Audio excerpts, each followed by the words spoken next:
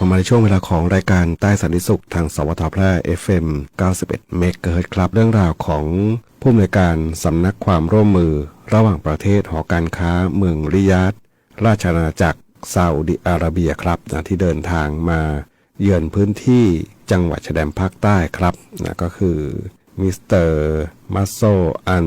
อาจิมี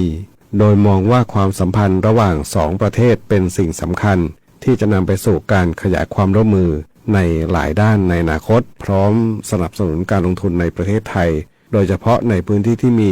ศักยภาพสูงอย่างจังหวัดชายแดนภาคใต้ครับซึ่งมีทรัพยากรธรรมชาติที่อุดมสมบูรณ์ภูมิประเทศที่เชื่อมโยงกับประเทศเพื่อนบ้านและมีวัฒนธรรมการต้อนรับที่อบอุ่นจากประชาชนในพื้นที่ซึ่งถือเป็นจุดแข็งในการดึงดูดนักลงทุนและนักท่องเที่ยวจากทั่วโลกและอย่างเชื่อมั่นว่าความร่วมมือในครั้งนี้จะเป็นจุดเริ่มต้นที่ดี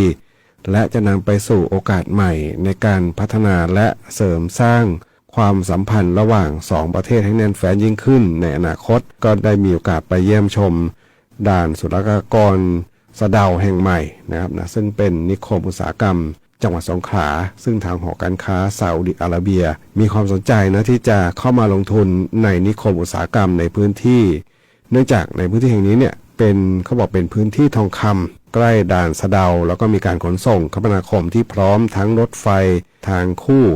ขนส่งทางเรือรวม